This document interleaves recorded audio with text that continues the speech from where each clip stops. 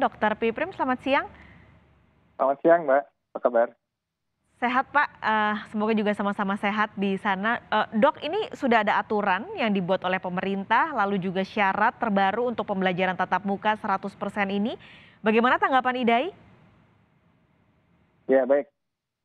IDAI sebetulnya sudah membuka komunikasi juga dengan pemerintah ya, dalam hal ini Kemenkes. Namun mungkin ada beberapa fokus yang sudut pandangnya berbeda ya. Kalau kami ini memang fokus kami pada kesehatan anak. Jadi jangan sampai ketika pasca liburan Nataru ya, baru saja anak-anak liburan yang biasanya akan diikuti oleh kenaikan atau lonjakan kasus COVID ya, sepertinya kita khawatir dengan kenaikan lonjakan ini pasca liburan panjang ya. Nah, terutama pada anak-anak usia 6 sampai 11 tahun, ini kan juga baru 1 dosis vaksinasinya. Kita tahu bahwa 2 dosis vaksin COVID itu kita menganggapnya cukuplah untuk dia bisa melindungi. Dan itu pun 2 minggu pasca vaksinasi. Jadi dengan beberapa situasi yang seperti itu, kami memandang bahwa anak-anak khususnya yang belum vaksinasi di kelompok 6 sampai 11 tahun ini belum kami rekomendasikan untuk 100% sekolah tatap muka. Oke, untuk 6 sampai 11 tahun seharusnya jangan dulu pembelajaran tatap muka, tapi ini sebenarnya sudah dilakukan pembelajaran tatap muka 100%. Berarti harus ada catatan, Dok, terutama untuk yang tadi usia 6 sampai 11 tahun yang sebenarnya mungkin agak sulit juga untuk memantau protokol kesehatannya dilakukan atau tidak. Catatannya apa, Dok, dari IDAI tentunya supaya pembelajaran tatap muka ini tidak berdampak buruk pada anak-anak yang saat ini sudah mulai sekolah, masuk sekolah dan 100% kapasitasnya? Iya betul. Jadi ketika tetap dipaksakan anak-anak yang vaksinasinya belum lengkap ya, kemudian sekolah, maka tentu saja protokol kesehatannya harus jadi lebih ketat ya. Padahal kita tahu anak-anak usia 6 sampai 11 ini kan mungkin saja belum semuanya mampu menjaga protokol kesehatan ya dari aspek itu, sehingga hal ini akan membuat bagian orang tua juga menjadi was-was ya.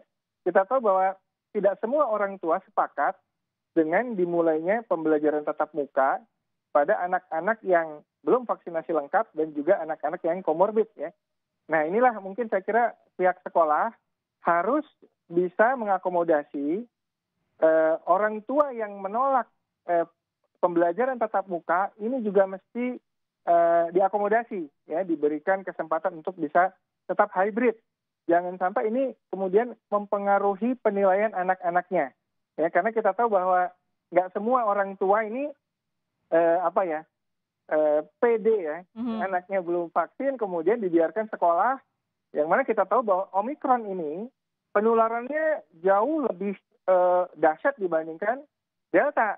Dan ketika pembelajaran itu dilakukan di ruang tertutup, ya, ini bisa jadi airborne, ya, bisa jadi airborne yang tadinya droplet, ya, ketika dilakukan di ruang tertutup tanpa protokol kesehatan yang bagus, maka Omikron ini bisa jadi sangat menular.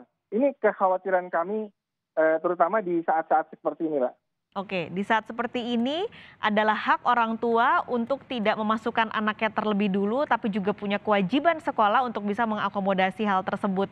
Karena tadi dokter bilang bahwa Omikron ini sudah jauh lebih berbahaya. Nah, ini kita mau bahas ini, Dok, seberapa berbahayanya, lalu apakah memang anak-anak yang belum vaksin ini terutama yang lebih mudah ditularkan varian Omikron COVID-19 ini dibanding orang-orang dewasa yang sudah vaksin, Dok? Ya, anak-anak itu kan memang selain dia bisa tertular, ya, dia juga bisa menularkan, ya. Kalau Omikron ini kan memang dia daya tularnya jauh lebih hebat, tapi memang dilaporkan tidak banyak menyebabkan fatalitas, ya. Tetapi jangan lupa, ya, anak-anak yang tertular COVID itu bisa juga mengalami yang disebut dengan MISC. atau long COVID juga ya bisa kena. Jadi kita tidak ingin anak-anak itu menjadi korban ya karena keteledoran kita sebagai orang tua dalam hal menerapkan protokol kesehatan ini. Jadi saya kira pada anak-anak tidak boleh ada anggapan anak-anak kan paling ringan saja. Tidak seperti itu ya.